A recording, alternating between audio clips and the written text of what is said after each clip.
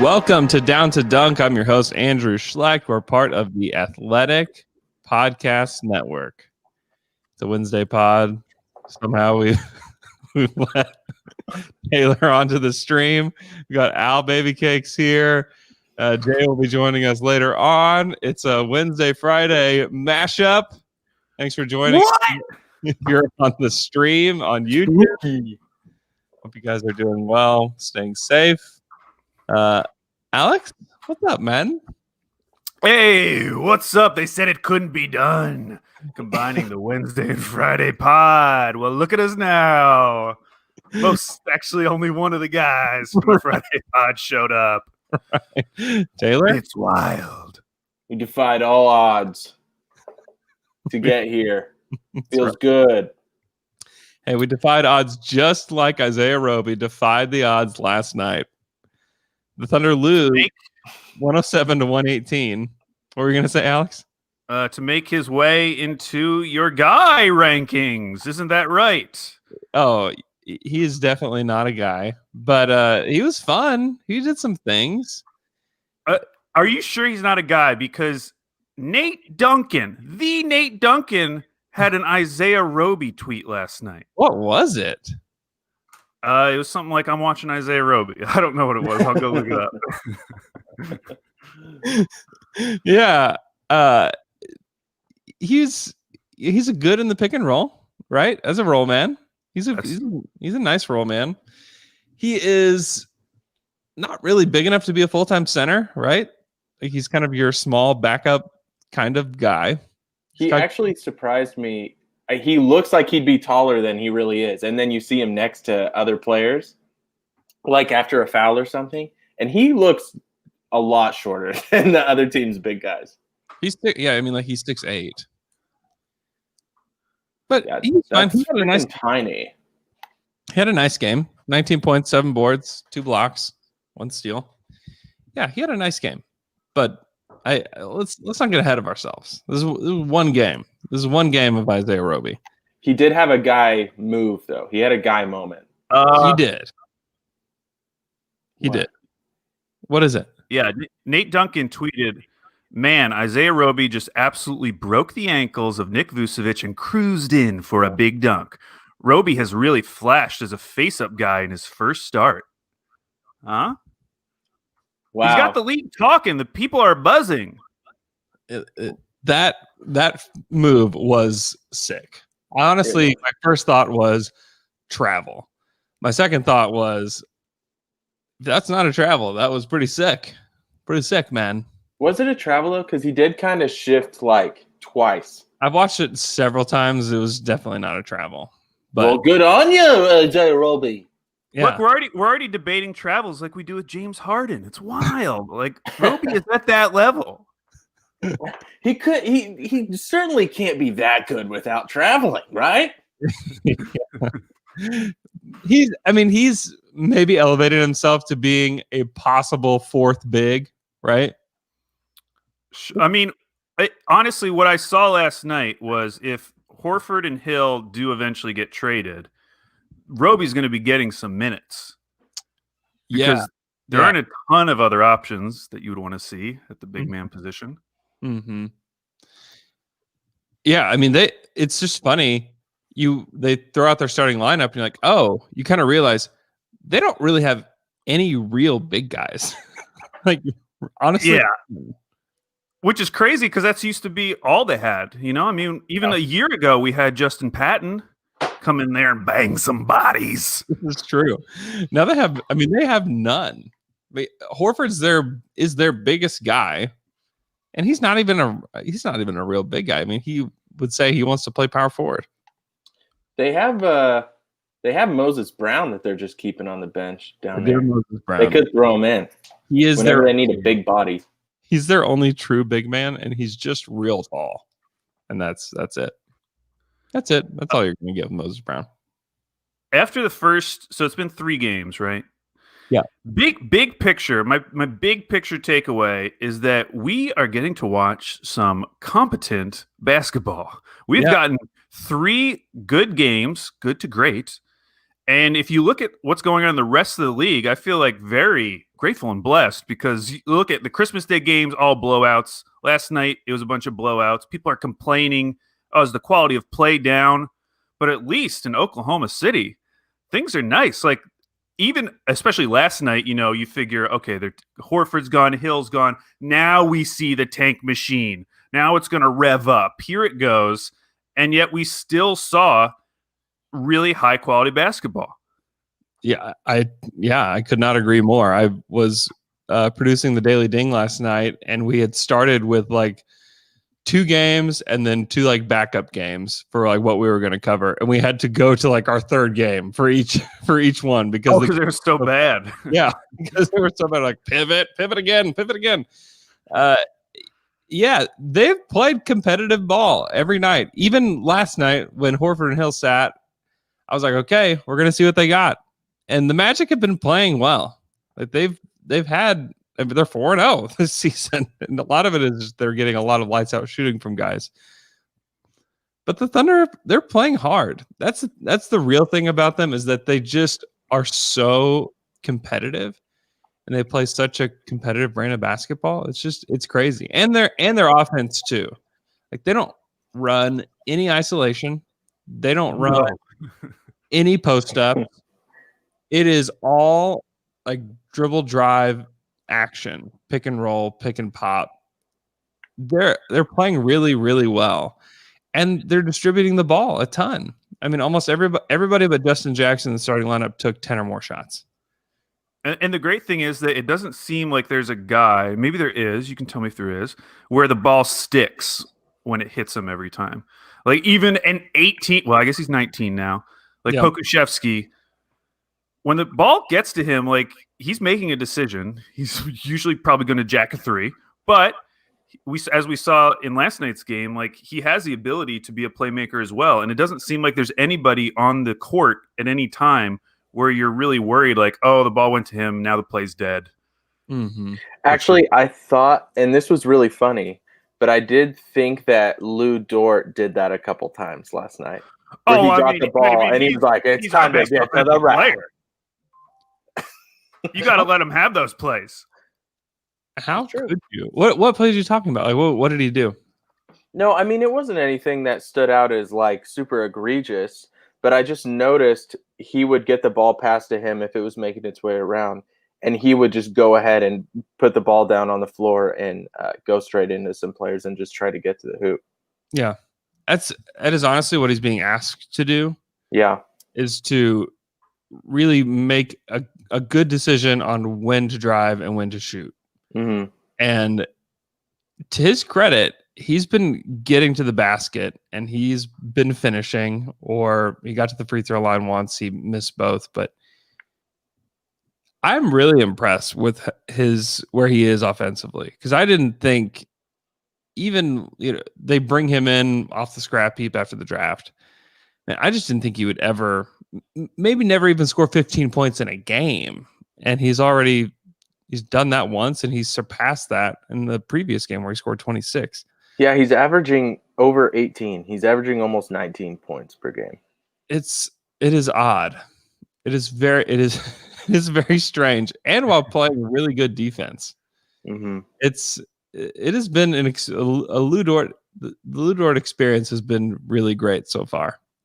And no better sign of that than our own Andrew Schlecht spending 21 fake dollars to pick up Lou Dort in our fantasy basketball league last night. Whoa.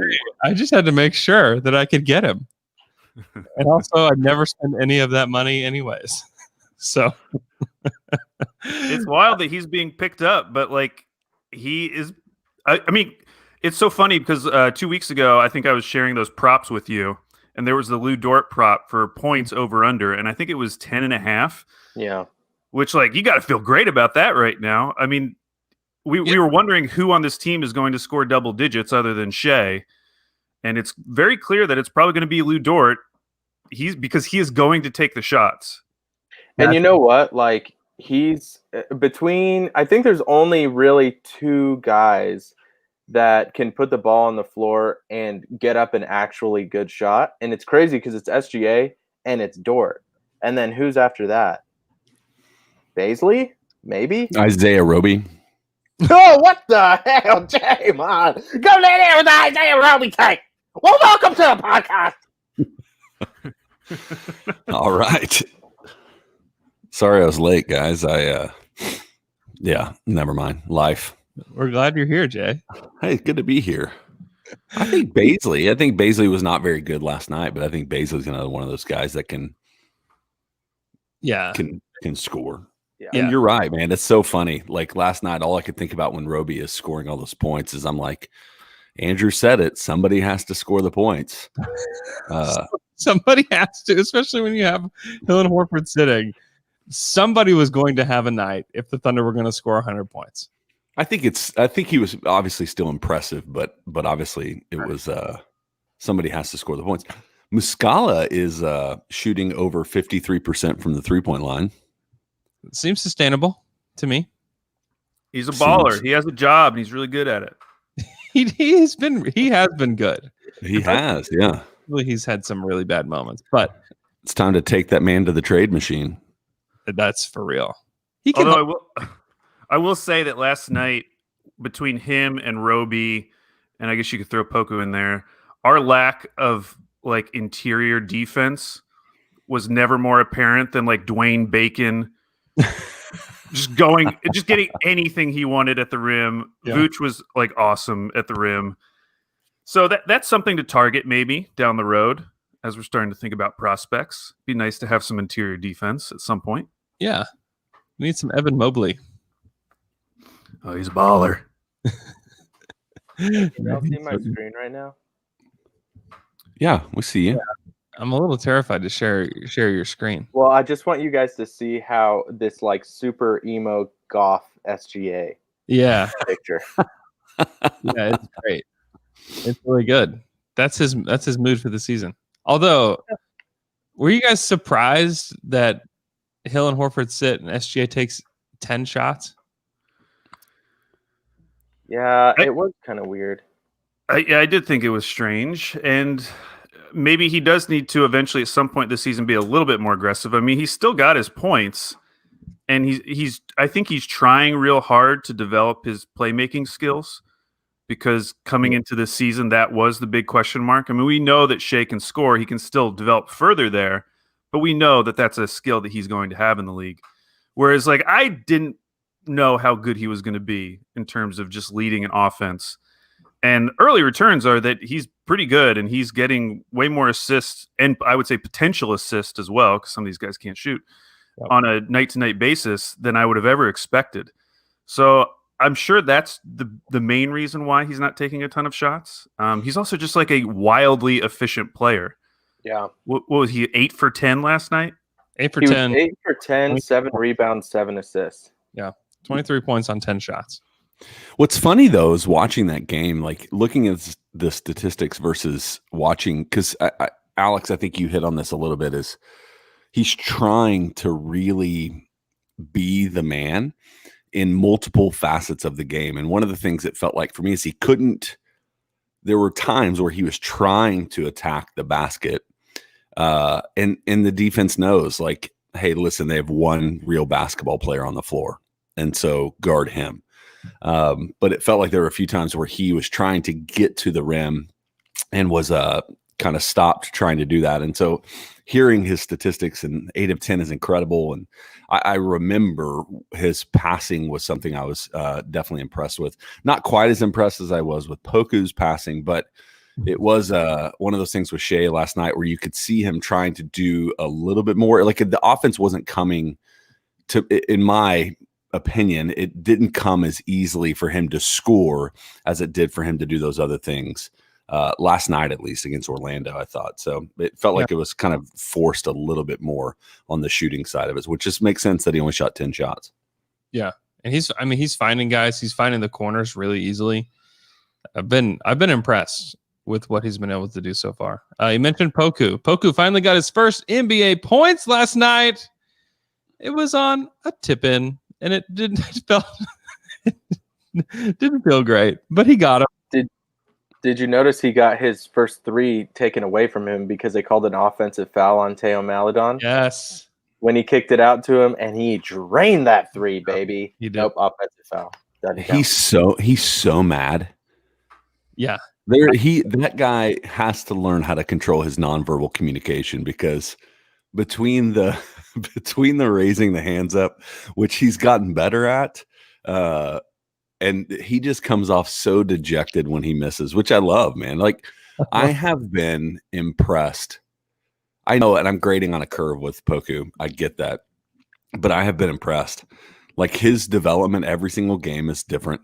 You're going to see things from him that you can tell he's learning each game by his experience. He's way less reckless the further he's getting into the season.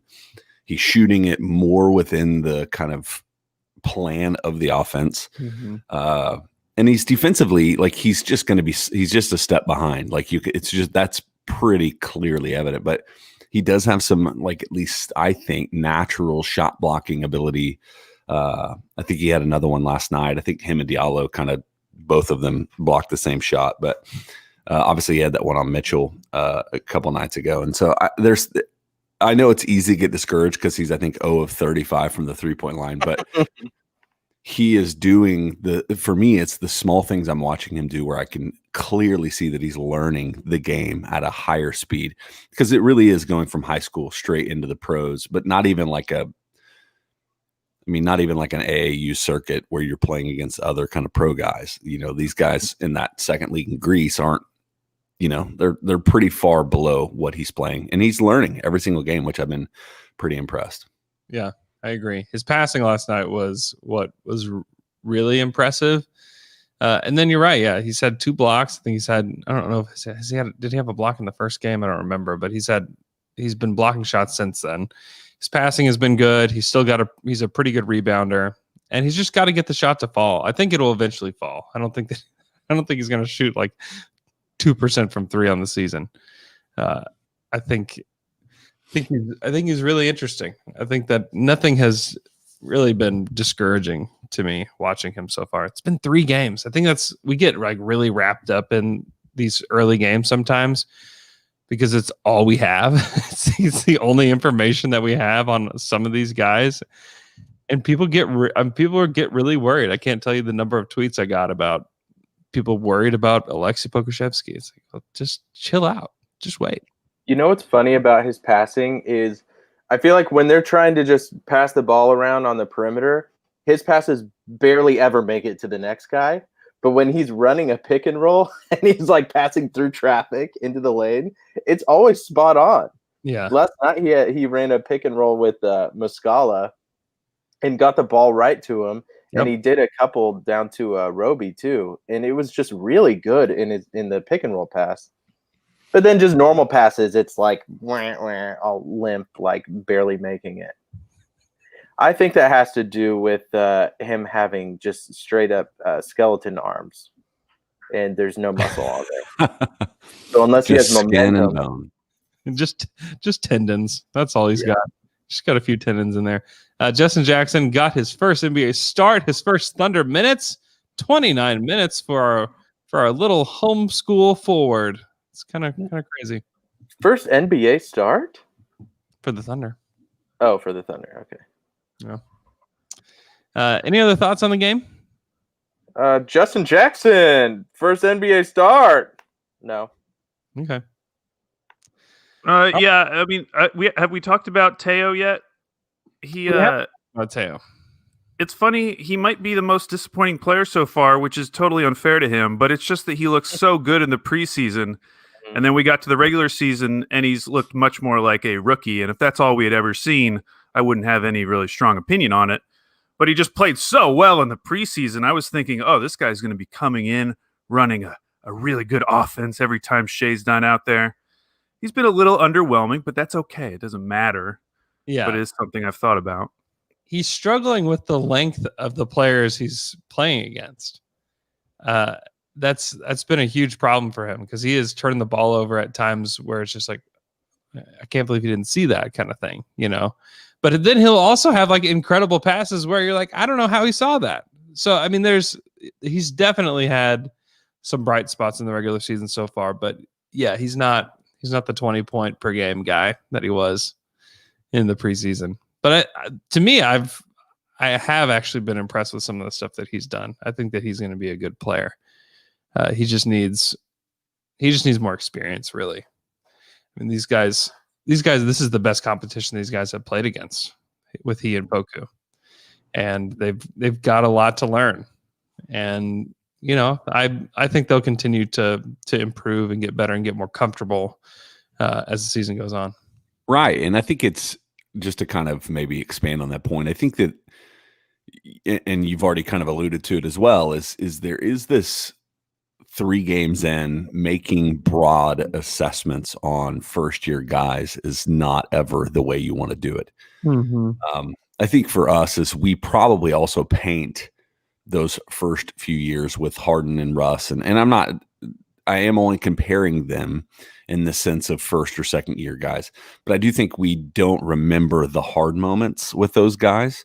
The moments where they looked out of sorts or didn't figure it out. And they both, all 3 of those guys, Russell, Harden, KD, all 3 came in with far higher expectations than Poku or Teo. But every rookie has moments where they're figuring out the game, especially projects like Poku and guys who are figuring out a different level of the game in Teo. And so you're right. I agree, Alex. Like, Teo has been underwhelming compared to what we expected from him based on his performance in the preseason. But man, I've not seen anything from either one of those 2 guys that makes me think, oh man, the Thunder really blew it. Especially Teo. I mean, obviously a 2nd round pick, but with Poku, like, he's showing enough that makes me excited to watch him play and to watch him grow. Mm-hmm. Let's move on. Alex, you've got the 5 teams that maybe need to panic. Yes, we've got some panicking teams. I picked out 5 teams that I thought, you know, depending on what you think, should be more or maybe less panicked. And I wanted to get your guys' opinion on them. Now, I only picked 5. So, for instance, I left out the Detroit Pistons, who aren't going great. I guess they could be panicking if they wanted to win, but I figured, who really cares? It's the Pistons. Do they really need to even think about panicking? So these are teams that I think Pistons fans say too, is who really cares? It's the Pistons. Yeah. So these are teams where I think there's at least some level of panic warranted, and we're going to do 2 from the Western Conference and 3 from the Eastern Conference. And I want you guys to give me your panic rating on a scale of 1, 0 panic. Everything's cool. We're so excited about the rest of the season. To 10, this team needs to make a trade like in the next week. So the first team, the Denver Nuggets. Denver Nuggets currently 1-3. They have the 6th ranked offense, amazing, but the 29th ranked defense. Their only win is over the Houston Rockets, who are winless. They've lost to the Kings twice, and they've lost to the Clippers. They are obviously working in Michael Porter Jr. They lost Jeremy Grant. They lost Mason Plumlee, some of these more veteran presences on their team. They're a younger team overall. Mm-hmm. How panicked should the Denver Nuggets be? I'd say like a 2. Okay, so not too bad. Yeah. It'll work out. I watched the end of that Kings-Nuggets game last night, and they were getting really good shots. Like, they were getting the shots that they wanted, and they're just missing them. I mean, they had several wide open threes that they're just missing. Their defense is definitely a concern. It's been a concern in the past. They've got to figure out a way to get better on that end. But as of today, I'm not too worried about the Nuggets. I agree. I do think that losing guys like Plumlee and Jeremy Grant they do need to figure that out, though. Because especially in the playoffs, when Jokic wasn't on the floor, Plumlee could keep things even. True. You know, because his defense was good. And he is a pretty good, stable offensive big in the league, too. Mm-hmm. And I think go ahead. Go ahead. I was going to say the one thing I'm going to be watching is that last year they were the 8th ranked offense and the 17th ranked defense. Everyone's assuming their defense is going to get a little bit worse, especially when you're playing someone like Michael Porter Jr. So it's like, how much worse can their defense get and they can still maintain being a top team in the West? I mean, they were already at 17th. Like if they drop to a bottom 10 defense, which doesn't seem out of the realm of possibility, like how much better does their offense need to be for them to maintain the level they've been at these last couple of years? A lot better.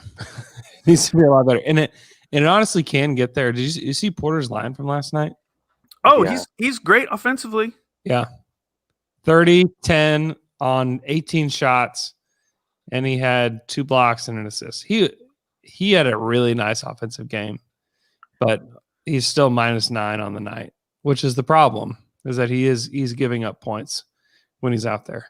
And that starting lineup, it's like, who are the defensive guys? It's Gary Harris and I guess Paul Millsap, who's old as all get out. Yeah. So, I mean, I just don't know. And I don't know who's coming in off the bench that's going to provide help there too. Right. Maybe Bol. Yeah. And then we're missing Jamal Murray last night too.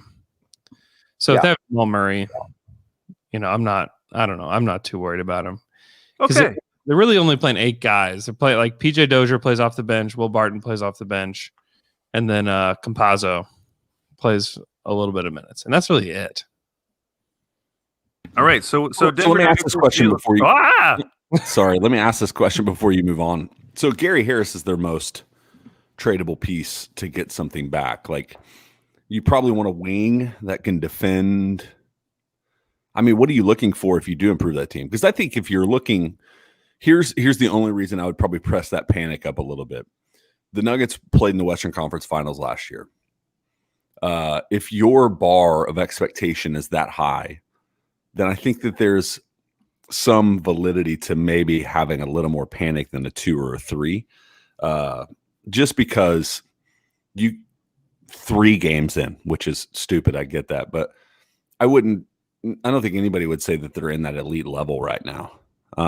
And looking at the way they're playing, I think there's at least some justification to say that they're with this current roster, the way they play defense, they have to hit some insane level of offense to get to that elite level. And so I think that there would be a little bit more of that panic maybe.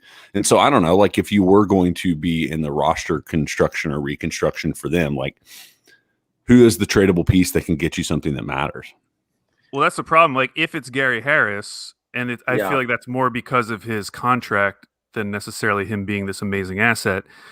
It's a problem because he's one of your better defenders. So if you're trading away him, you have to be bringing back like elite level defensive talent on this team. You can't just trade for another offensive piece. So I don't know who that player would be at this point. What about they should trade for Trevor Ariza? What about this? This works. This works money wise. Trevor Ariza and George Hill for Gary Harris and a lottery protected first. I mean, I get it.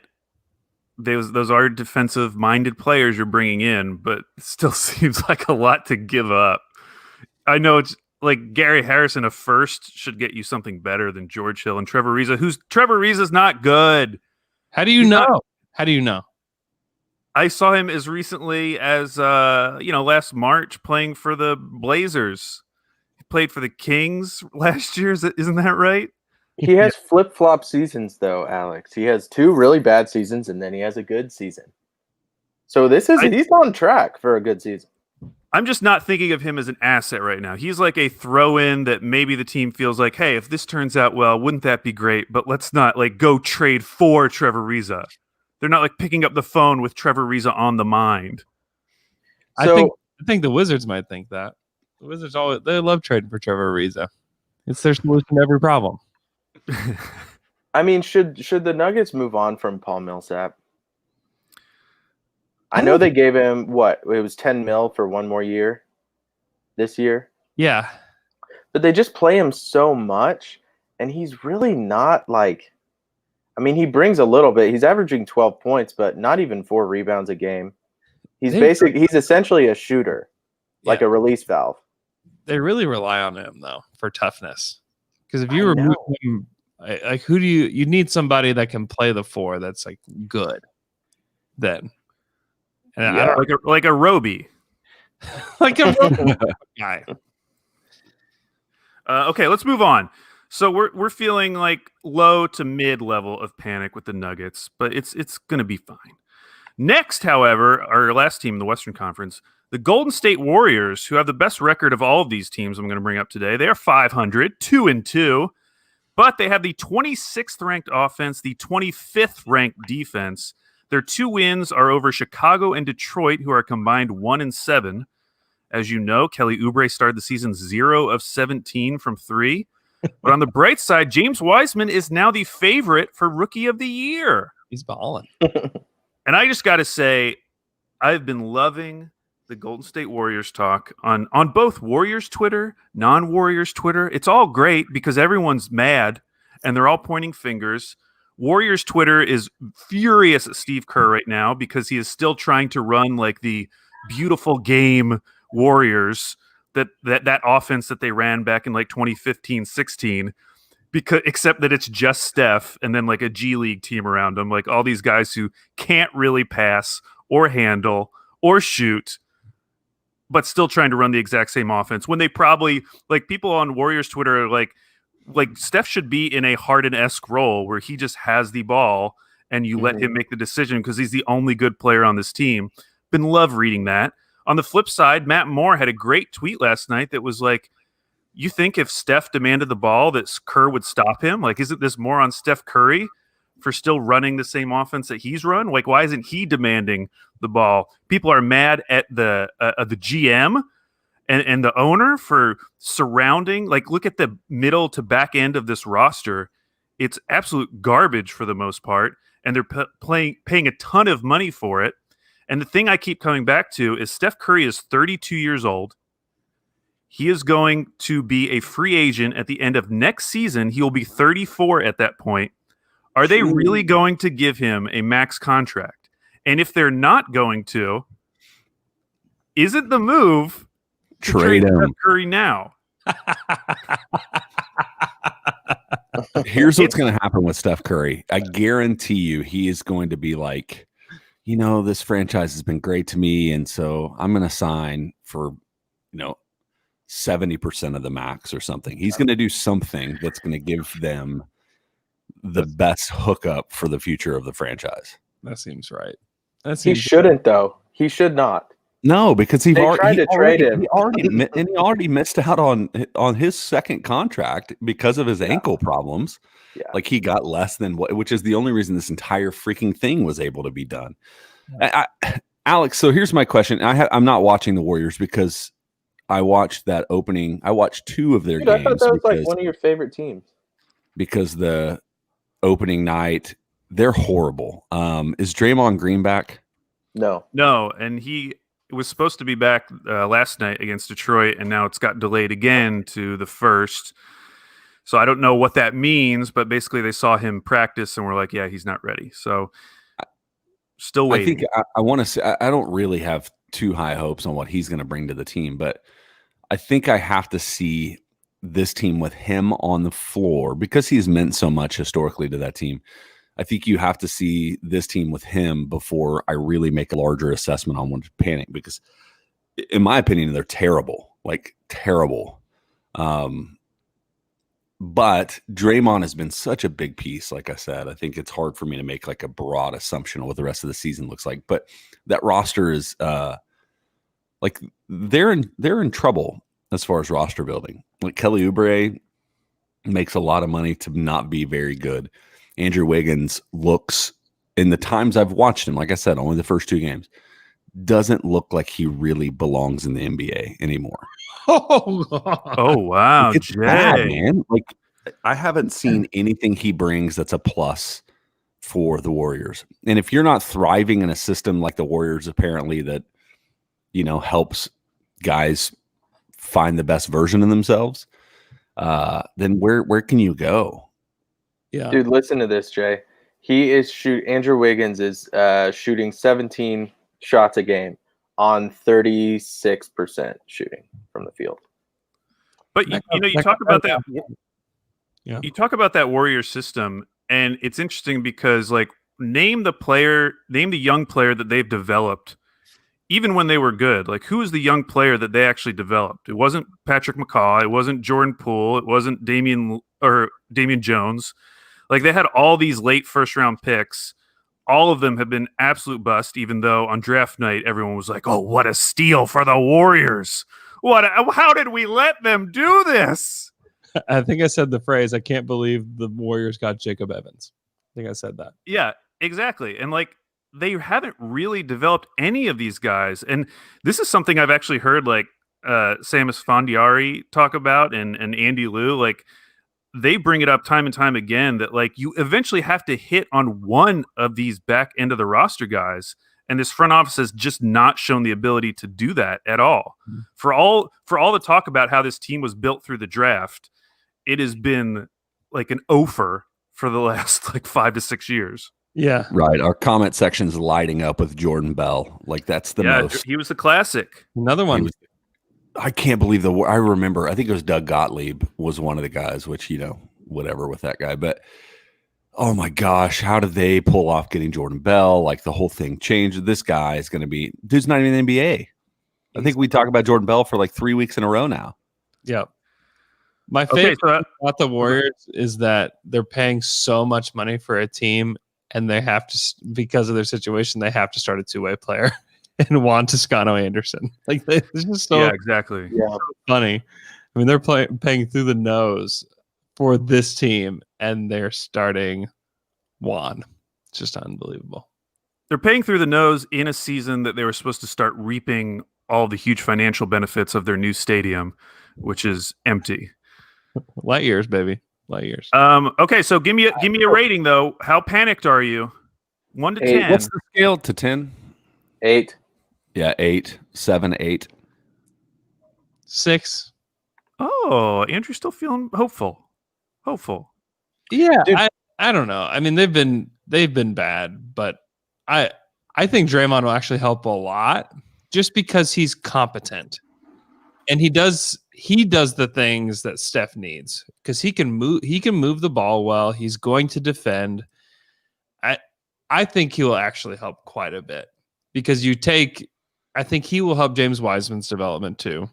And you put him out there with Wiggins and Oubre and Wiseman. And are we calling him Wiseman or Weissman? Have we decided that, by the way? Wiseman. Because he came out and said it's pronounced Weissman. Weissman? Yeah, it feels weird saying that. So I think he will help Weissman's development. I don't know. I think he'll help. They need to get other pieces. I don't know how they do that because like Eric Paschal is like the latest, second year guy for the Warriors that doesn't look as good as he did in his rookie year guy. He only played 13 minutes last night. And that's a guy that going into the season, people are like, is this the Warriors' fourth best player? Like he's not hardly playing. Well, and he's the quintessential somebody has to score guy, right? Like you talked about that. It's like, oh yeah, of course. All of those. What's his name? He's the guy Jordan Poole, Damian Lee. No, yeah, there's a guy that played for him last year that ended up getting waived by them, and then got a spot on the Lakers squad, and then got waived again. But I can't remember what his name is. But it's another one of those guys that there were moments last year like, could this guy be an actual player? It's like, no, you have to fill a roster on the worst team in the league, and that's what you get from these guys. I will say this about the Warriors is what does that look like as far as when you're not panicked, what's the ceiling for this roster, number one? And I think the only way that you can improve this roster is to utilize that Minnesota pick is the only way you're going to be able to improve this roster in a way that is substantial in the sense of hey, you could move Wiggins in the Minnesota pick for insert disgruntled star that could really improve your roster immediately kind of thing. Yeah. I don't think they're going to do that though. Right. Yeah. And nor should they. I don't know. Yeah. Yeah. I mean, their two most valuable trade assets are that Minnesota pick and their own pick. Because who knows what that could be. It's definitely not coming to us. Okay, let's move on to the Eastern Conference. This one might be quick. You might feel pretty confident about this team. The Toronto Raptors. They are currently 0-3. They have the 30th ranked offense, worst offense in the league, 8th ranked defense. As you know, they're playing in Tampa Bay. They are the only team in NBA history to start 0-3 while blowing a double-digit lead in all 3 games. Whoa. Pascal shooting 39%. Fred VanVleet shooting 36%. Norman Powell shooting 17% to start the season. Norm. How panicked are you about the Toronto Raptors? 2. A 2? Yeah, 2. God, I don't know. I'll go like a 5. Now, some people are saying that the Raptors, as you know, if you've looked at anything about James Harden's destination, the Raptors are up there. And a lot of people have been talking about this could be the year. I mean, is Masai really just going to sit back and let this thing be mediocre? Or is this when he makes his next big move? I still don't exactly know how a Harden trade happens because I feel like you still have to keep Fred VanVleet and Kyle Lowry in that scenario because Pascal is the main trade chip. Mm-hmm. And then what are you? You're like this crazy 3-point guard lineup. But it's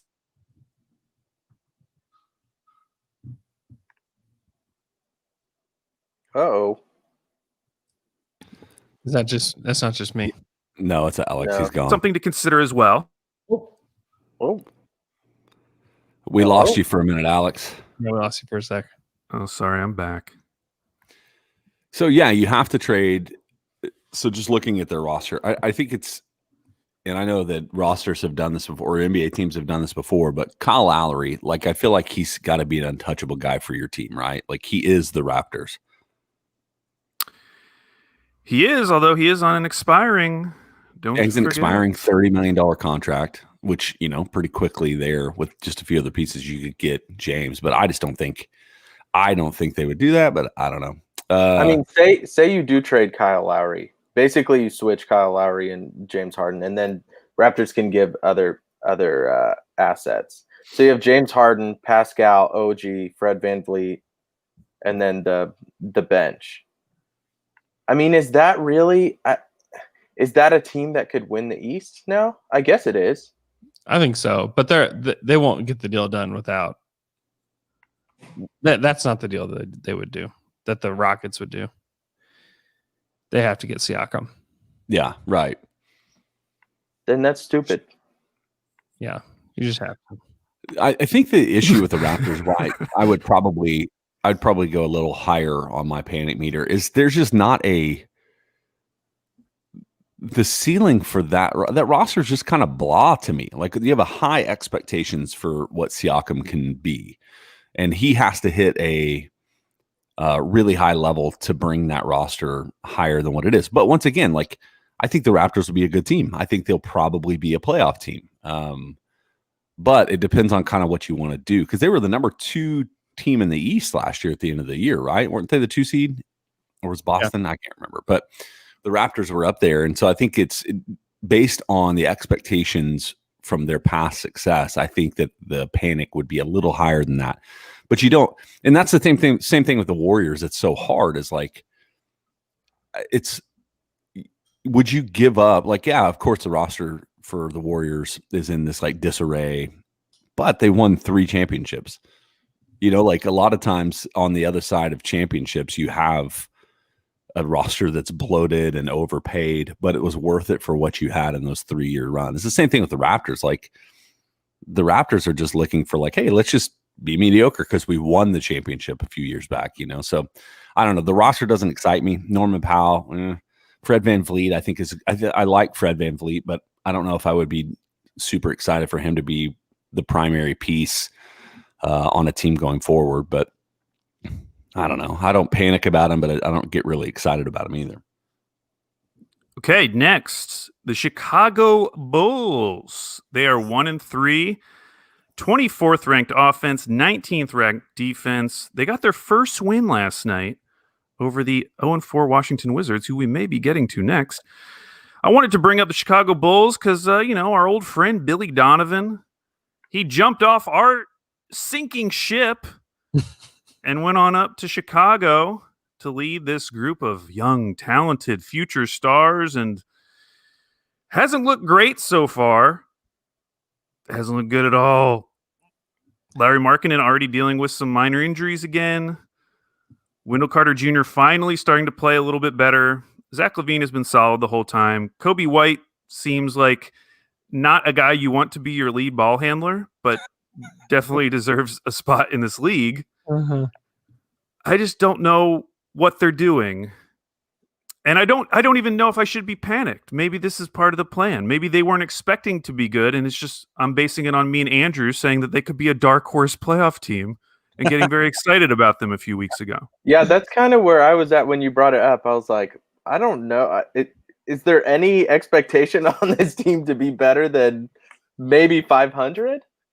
I mean, if they're 500, does that surprise anyone? Either way, good or bad? At this point, it would surprise me. Neutral feelings? Yeah, it's just like what I don't know.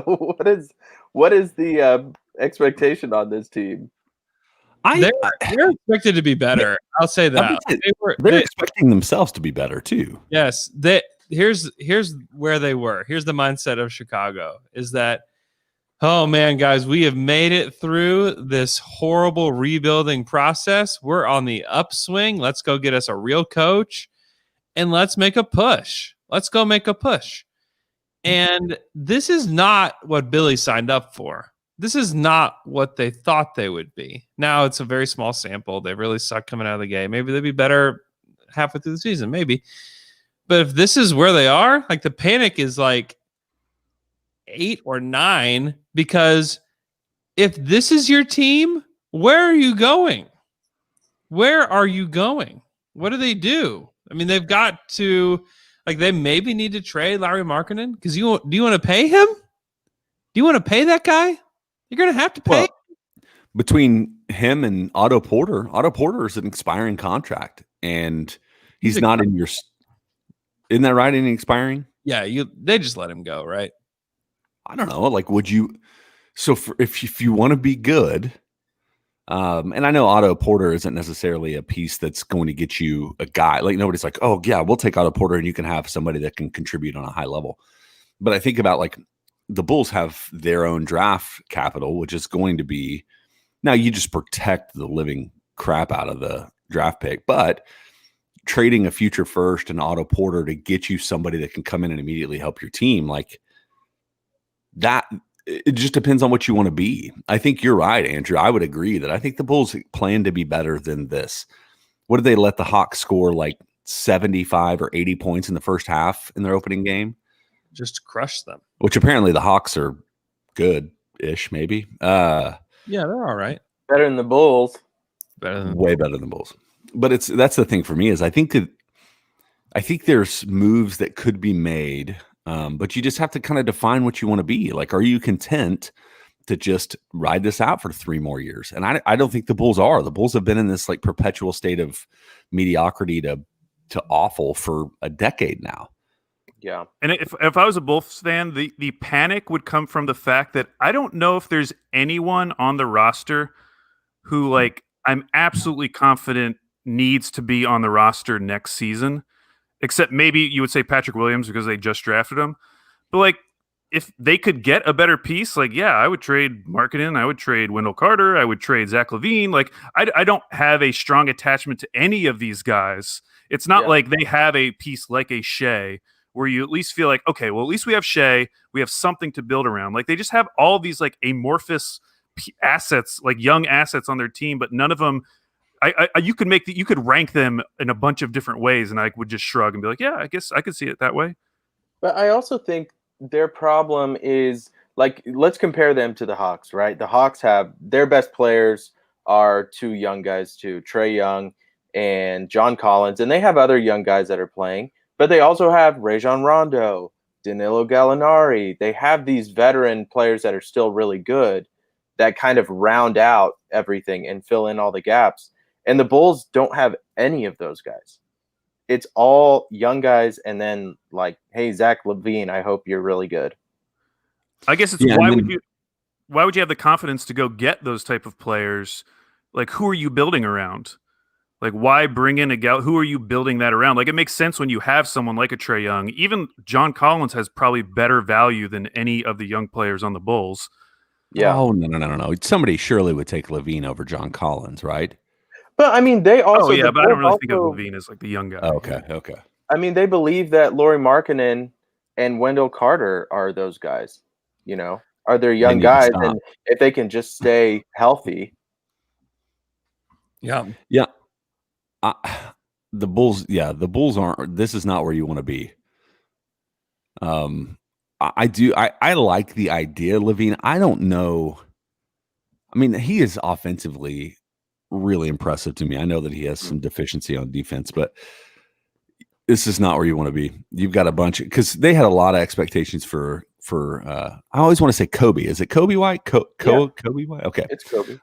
They have a lot of expectations for him, and he's been kind of disappointed coming out of that. And Lauri Markkanen, like you mentioned, Alex, like this is just not where you want to be. Now, I will say, like to be fair, we also just railed on the Hawks for making these weird roster decisions this offseason. Like, We did. what are they doing? Yeah, it just didn't make any sense to be like, why are you paying Gallo 20 some odd million to sit on your bench and come? Like it just didn't make it for me. As I was like, just be bad.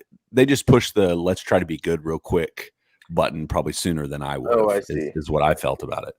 The Bulls are in this place right now, though, Jay, is that they traded for Otto Porter. Is that they tried to have a guy like Zach LaVine. Like they've tried that.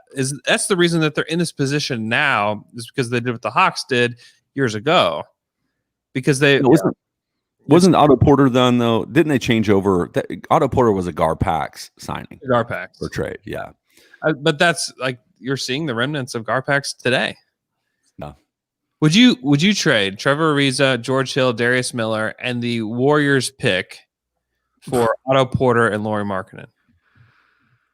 Yeah, I think Lauri Markkanen is still someone that you put on and look But you at. have to pay him, right? You have to pay him this year. You have to pay him next summer when there's not going to be any free agents to spend money on. There's going to be a ton of cap space. Somebody's giving him $20 million a year.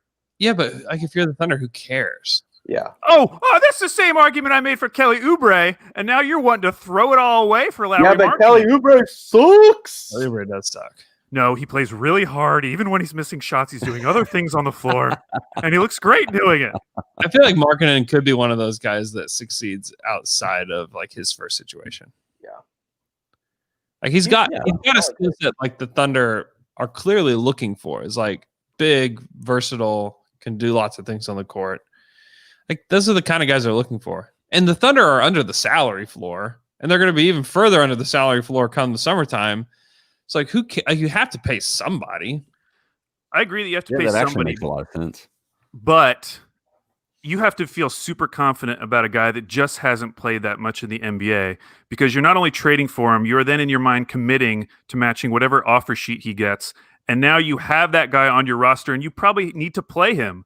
Yeah. And so he's going to be taking up a roster spot on your team. You have to truly believe that he is a part of your future core, because it is a much different investment than just like going out and grabbing some guy on their rookie deal and bringing them in. I don't think you have to think of him as a part of the core at all. I think if you pay him $20 million, you do then. But then no, because then you have like if you ship off Hill and Horford and then you get expiring contracts, those expire. If you're going to make a trade eventually, you have to have salary. This is the problem that the Celtics are in right now. Is like the Celtics don't have any mid-tier salary to trade. Like even though they have these assets, they couldn't match salary unless you trade Marcus Smart. And they're like, yeah, we're never trading Marcus Smart. Okay, well, then you can't have anybody, So you have to have some kind of mid-tier salary on your team if you're eventually ever going to make like a real trade. And so to me, like the commitment to Markkanen doesn't have to be like you think he's a part of the core. It's like, let's try it. I don't know for sure he's going to get 20 million, but maybe what if he gets like 17 million? Oh, that Luke Kennard money? Yeah. Who cares? I mean, who really cares? Because they're not paying at that point next summer. They're paying nobody. It just doesn't really matter. I don't think the Thunder would do this trade, but I think that it's just like similar, like taking a swing on, and they've done this in the past. Like they traded for Dion Waiters, who wasn't good in Cleveland, and gave him a shot. Or Oklahoma City. Hey. Hey, he was fine in the playoffs. It's fine. Now out of the league. Okay, moving on. Our final team, the Washington Wizards. They're 0-4. They have the And by the way, they just lost last night to the team we just talked about, the Chicago Bulls. 23rd ranked offense, 20th ranked defense.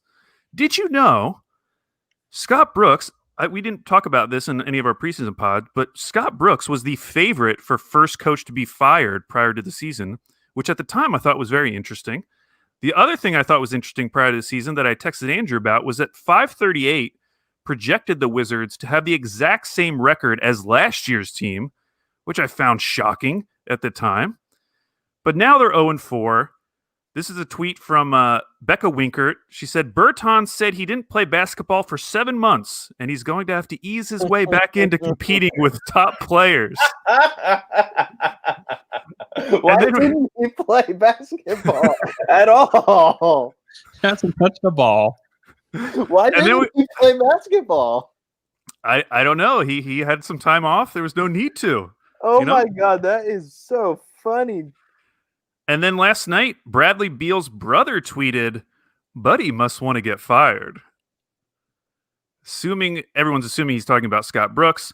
Now, for all of that bad news, guys, Russell Westbrook still has a triple-double in each of his first 3 games. He does. He does. This actually sucks for all the triple-double standing we did for Russ because it actually was backed by wins when he was here. So this kind of sucks for his reputation. It does. It's not good. Hey, I have a stat for you guys for the Wizards. Yeah. Name this player. When this player is on the court, the team is plus 12.1, defensive rating of 94.2, offensive rating of 106. When this player is off the court, the defense goes way up to 120.4, offense 101.1, a negative 19.3. Who is this Wizards player? Ish I have a guess. No. Not Ish Smith. It is Isak Bonga. It's freaking Isak Bonga. It's Bonga time, baby. And the thing that this is what Wizards Twitter is freaking out about and why they want to fire Scott Brooks is because Brooks is taking Bonga out of the lineup like in the 4th quarter, and they're getting crushed. They're getting absolutely crushed. And so if you go to like Wizards Reddit or Wizards Twitter right now, they're freaking out about Bonga and they want Scott Brooks out of here because of his rotations. Which Scott Brooks has a history of not being the most creative with his lineup usage. Yep. Hey, so I've watched the Wizards because I was at least intrigued. I think you also not having Bertans, not having Rui Hachimura, like that matters. Both of those guys are going to be substantial pieces for this team. Bertans is played. Yeah, Bertans has played. Well, I mean, yes, but in the sense of like, no, he hasn't played for 7 months. So for me, I think there's this piece of me like looking at them as I would be panicked if I was a fan of them, but I do think that they've got some things that are going to help them here in the near future. I don't know what that means. Like maybe playing game, maybe the 11 seed in the East, but obviously they came out a little flat because they lost to Philly. They should have beat Philly early on. Like they were in that game to the end. They lost to Orlando. They've lost to the Bulls. I can't remember who they lost in the second game. Russell's sitting back-to-backs. I don't know. There's a lot of issues with that team, with that roster, but I don't know. How panicked are you, Andrew? You're normally the optimist here. I don't know. I mean, I would be pretty panicked just because they do have the future of Bradley Beal like hanging in the balance here, and like Russell Westbrook's contract will remain on the books no matter what. So I do have like some panic there with like maybe like a 7 or 8. But I do have to mention this. I was talking to Fred yesterday, and he said Drew Gooden's on their broadcast, and he said that he may be one of the worst broadcasters in the league. He said this was one of his quotes. He's talking about Robin Lopez. He said, if you took Robin Lopez and combined him with his brother Brook Lopez, you would have Tim Duncan. Like those guys combining Brook's offense and Robin's defense, you pretty much get a player the caliber of Tim Duncan. Brook Lopez is good at defense. And that's what Fred was like. He's a better defender than Robin Lopez. Yeah. My response to that was, what you get if you combine Robin Lopez and Brook Lopez is a worse version of Brook Lopez.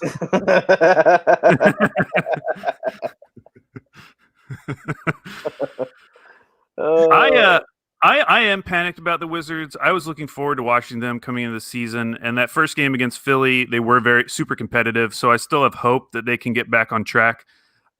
Just looking at their potential moves, if this continues on, like Brooks is the obvious first move. Yeah. Mhm. And so until they play that card, you can still hold out a little bit of hope. But if they bring in someone new and they're still losing, I don't know what they do at that point. They don't have the type of contracts where they can make a lot of deals. Right. And I don't know who the guy that they would bring in would be. Obviously, like George Hill, Trevor Ariza, Al Horford, any of those guys would be great, but I don't know how they get them. So if getting a new coach doesn't fix things, I don't know what you do at that point.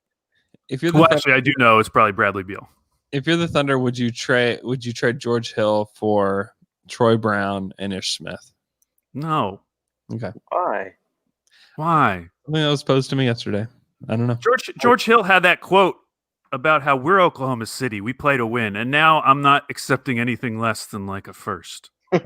Dude, George Hill has been freaking good, too. Yeah, he's good. Yeah, I agree. I don't think the Thunder are taking back Troy Brown in a deal and accepting that as the asset. I think they need a first-round pick.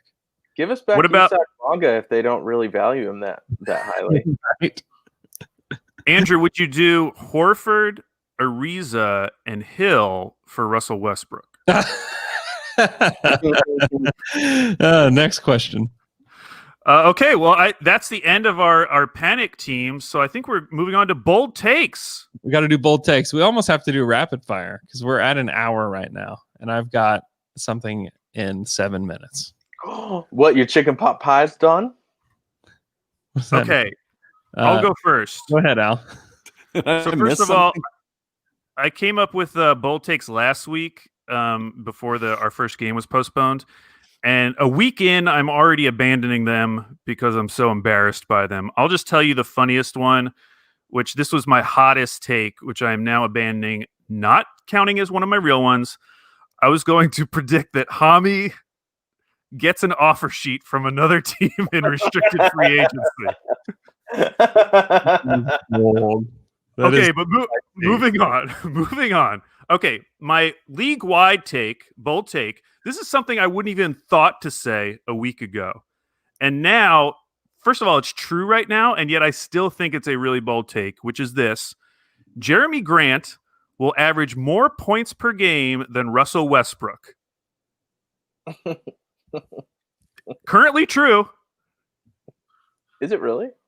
Yep. That- Jeremy Grant is balling out right now. Yeah, he is. Jeremy Grant. I mean, that's bold. That is a bold and spicy take on a scale of 1 to 5, 5 being just fire in your mouth. That's probably a 5.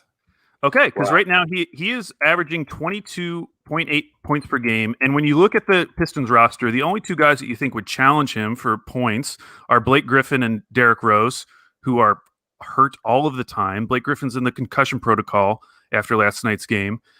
And I just feel like he's going to have the opportunities. And meanwhile, Russ, he's down at 19 points per game. So it's currently true, but I still think it's very bold. It is very bold. Okay. So now my Thunder hot takes. First one, and I ordered these in order of what I consider to be less bold to more bold. First one, Lou Dort will lead the Thunder in 3-point attempts per game. Interesting. Currently true. Yeah. He's averaging over 6 attempts per game. But when you think about, Baisley, SGA, Muscala is actually the second right now on the team with 5 per game. I still think it's a little bold that Lou Dort would lead this team in 3-point attempts per game. Mm-hmm. The thing that makes me feel like it's not as bold, because when you watch the team, the ball is going to find the right shot, right? And Lou Dort thinks that him shooting a 3 is the right shot. So it was just the way that Shai's been. It's not really deferring, but really just trying to like seeking out the right shots. It has really. I mean, I just think it's almost going to be true, just because of the team has functioned so far. Wow. Okay. And it's also like a really good thing for Lou, like confidence wise, because he doesn't have a ton of reason to be like the most confident shooter in the world, right? But he's kept that confidence up. And I think that honestly, like that may have been the difference between like Terrence Ferguson being a rotation player or out of the league. And I think because like he completely lost confidence, he's probably going to be out of the league. And so, I mean, I've been impressed with his confidence. Okay, well, if that's not spicy enough for you, my next one of Shai, Baisley, Dort, Poku, or Maladon will not be on the team by the 2021 NBA draft. Oh, you got to narrow that down a little bit for me, Al. Why? You said Shai, Baisley, Poku, Dort, Maladon, Poku, and Taylor. Maladon. And then who else do we have on the roster? We have Horford on the roster, Grant Hill. No, don't name everyone. Let's finish out the roster. Not bold enough. Give us 3 names. And I don't think that's bold enough. Those five guys are like young, possible. It's very rare for them. I put the 2 rookies on there because it's very rare for a team to trade a rookie within their first season. And then who are they trading of Shai, Bays, or Dort? That's why my number 1 bold prediction is SGA is going to request a trade this year. Oh gosh, he's done. Really?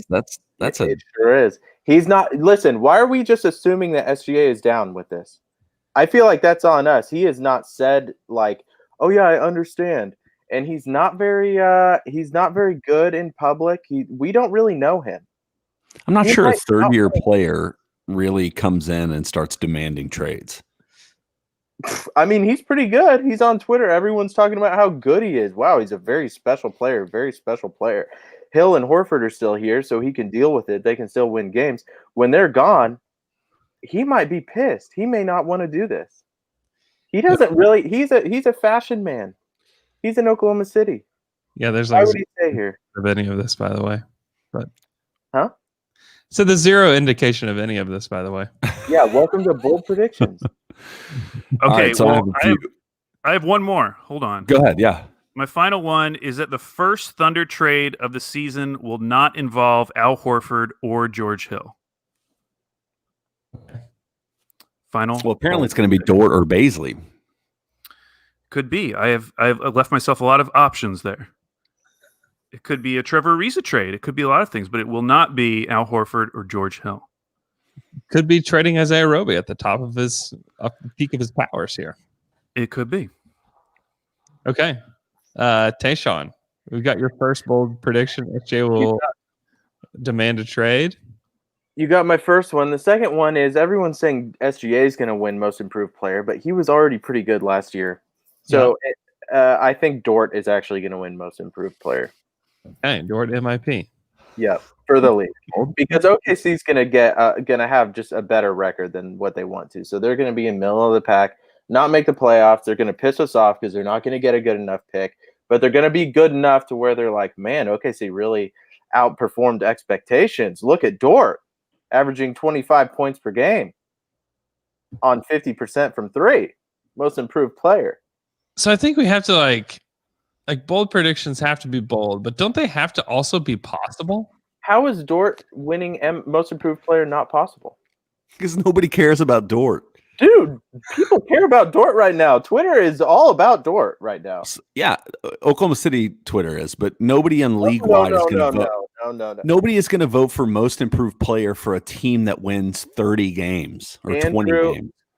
Andrew, Alex, is Dort Love just Oklahoma City based on Twitter right now? We did get a Hollinger Dort tweet 2 nights ago. Did. We also have Barstool Big Cat from Barstool loves Dort. So let's do this. It's going to translate into an all defensive team selection, but it's not going to be that most improved player.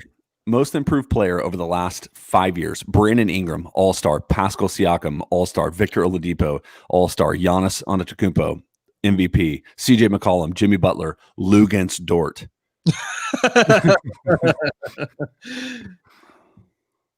Yep. Okay, Doesn't so you feel like wanted he's to in the have range, a but real that's bold. Okay, so you didn't want a bold prediction. You just wanted a prediction. So let me What's your ask: Is this? Go ahead. So like, why are you comparing my bold prediction to actual outcomes? That's not what this is. This is bold prediction. All This right. is like 1 to 1 millionth odds. Bold prediction number 3. Now this one is real. Okay, this is a real one. Poku will get in trouble for something stupid that he was just confused about, like jaywalking, driving on the wrong side of the road, drinking in public / underage, something along those lines. And it's going to be so that's my bold prediction. There's going to be some kind of cultural confusion that happens with Poku, and he's just going to get in trouble, and there's going to be a news story about it or something. PEDs. So, like, he's already drinking. I always wondered, these guys that are European, they come over here and they can't drink. So do they get their managers or agents to get them alcohol? Because they can drink at home. Andrew, will you do some research for us on that? Yeah, I'll ask around. Hey, Poku, how are you drinking? Yeah. Okay, number 4. That was my 3. So this is my league-wide one. Phoenix is going to make Western Conference Final. Oh, a normal bold take. That's normal. See, my bold prediction with Phoenix was going to be that they would get home court advantage in the first round of the playoffs, so they'd be a top 4 seed in the West. I think that's very possible, though. I mean, Yeah. I kind of believe that that's what bold predictions should be. Should be normal predictions? Well, No. you know what, Jay? Thank you for being here to provide the lukewarm takes. Is that one of yours, Jay? Yeah, that was one of them. I don't have a ton of them. I think Lou is going to shoot over 35% from the 3-point line this year. Woo! Wow. Okay. He's shooting 43%, and I don't know, man. I feel like pretty confident they're going to go down. I do think this is probably more 35% from 3, Jay. Like he's a real. He's not even. We don't even call him a guy. Like he's a starting level good NBA player. Yep, I think so. I think so. As far as other Thunder things, like I don't really have any bold predictions. I feel like watching the team is kind of skewed because I was like Baisley. Now I think bold for him would be, can he shoot 33% from 3 while getting 10 rebounds a game? I think that's more of like projection than it is probably a bold prediction, but he's not shooting that well from the 3-point line yet. So yeah. Mike Muscala is going to shoot over 60% from 3. That's a bold prediction in Taylor's realm. So no, I don't have very many. I didn't looking at the team. I couldn't really think of any other ones that I'd be excited about predicting. You have to give me 2 more on the spot, Jay. Oh gosh. spot. Just for the Thunder? Yes. So we have bold prediction. Thunder are going to get a top 5 pick. Is that a bold prediction? No. I feel like everybody else is trending this team towards being a 15th ranked team in the league or something, or a 15th pick. It's hilarious. Like they're 1 and 2, and I know, and everybody's like, this team is going to be too good. I'm like, they've lost 2 games to Orlando and Utah. Now they're all close, except for last night, technically. But all right, so that's 1 top 5 pick. That's good. I like that. Pokushevsky will be the G League Bubble All-Star. How? Or the MVP. Okay. Yes, I like that. There we That's go. good. Is he going to go play? That's probably the first thing I should ask, but I would assume so. In the G League? Aren't they just doing like a bubble that's like a week long or something like that? I don't know how the G League is functioning this year, is what I'm trying to say to you. I don't know So how maybe long. that's my. I'm not sending him to the G League. Yay. You made me on the spot come up with bold predictions, which you have been telling us for 2 weeks we were going to. Yeah, be I doing. was about to say he texted these a week ago. To be fair, I did have COVID, so which is my excuse for everything. That's right. I did have COVID. So. Oh no, Jay, that's just a mean prediction. Is all that is. What? That he would be the MVP of the G League bubble? Yeah, that's incredible. He'd be amazing. So mean. Actually, I just think you got to give that guy as many opportunities as he can to play basketball, man. Like that's my thought with Poku, and yeah, they did play. They did put him in the honestly- starting lineup last night. I would like to see him have more offensive opportunities, which he probably shouldn't be getting right now in the NBA. But I would like to see him just like a couple games in the G League where it's just like, hey, Poku, this is your game. Let's just see what you can do. Because he has been so toned down already from what we saw in the preseason. And I'm just worried that he's going to become this guy who's just like standing in the corner and just taking threes, or like that's all he's doing. When I do think he has some like handle ability, and we even saw it a little bit last night with those passes, but it would be fun to see him play like 36 minutes in a G League game and just see what he can do. I mean, I'd think that if the blue was normal, like it was just, hey, they're right across the street, I think you'd see Poku playing. I really don't. I really do not I don't know. into the G League. I just don't. He could be going up against Jonathan Kuminga. Yeah, I don't know. Like he's toned down somebody. He threw a behind the back pass during the game last night. Like he's still doing stuff. They're just trying to like hone him in a little bit.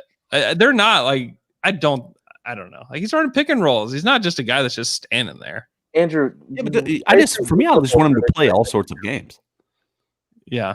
Also, not even basketball. All sorts of games. Yeah, like Monopoly. Oh, let's see how offensive he is in his chess game.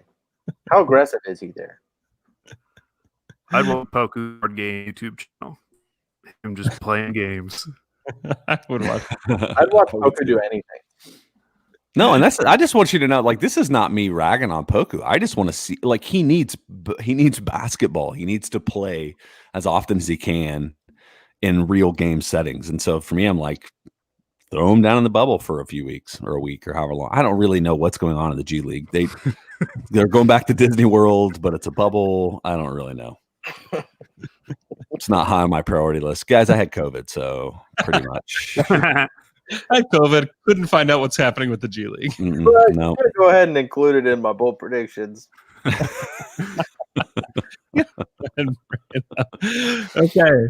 I'm going to have to let these marinate a little bit and see how spicy these are.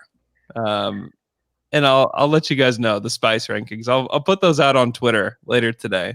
The overall spice rankings from Michele, Alex, Taylor, and Jamon. And I need to should we get Luke to text them to me, and then maybe we can tweet them from the Down to Dunk account? Now, this is going to sound meaner than it is, but if I didn't put any effort in creating real bold predictions, what are you expecting from Luke? Hey, this is a guy that has written songs about the Thunder for this. True. He's really if anyone, he's most improved player this year so far. He is, yeah. Bold prediction. Also, he talks the most trash in fantasy basketball out of any of you all. He does, and he won't be talking trash after this week. I'll tell you that. Andrew, you not doing bold dicks? I'm not. No. You can't grade your own takes. Yeah, mine are the spiciest bold takes. Oh shoot! Okay, the Thunder play again tomorrow night at home. Feels impossible, but they're gonna do it. They're gonna play the Pelicans. The return of Steven Adams to Oklahoma City in a Pelicans uniform. It's gonna feel really strange, maybe sad. And what's even more sad about it is that it's going to be in a fanless environment, right? Like being in that arena, just empty, hollow arena, feels weird anyways. But like the return of Steven Adams should have been like kind of a celebration of his career in Oklahoma City, but we don't even get that. It's kind of weird. I think they'll do that next year, right? Maybe? I don't know. Yeah, I mean, they can, but they'd be like, yeah, we know he's already been here. He's been a Pelican for over a year. Just strange. Who is going to guard Zion? That is such a good question. Who? Pokemon! I'll tell you this about Poku. This was a hilarious moment from the Jazz game. He got matched up with Gobert in transition, and he is just screaming at Muscala to get over here. He was mortified to be matched up with Gobert.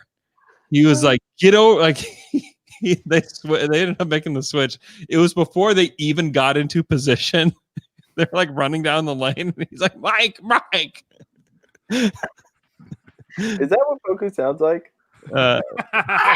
Mike, Michael. You can hear him. You can hear him from where I'm at in the arena. You can hear him yelling and talking and stuff. I love that. It sounds just like a G League MVP right there.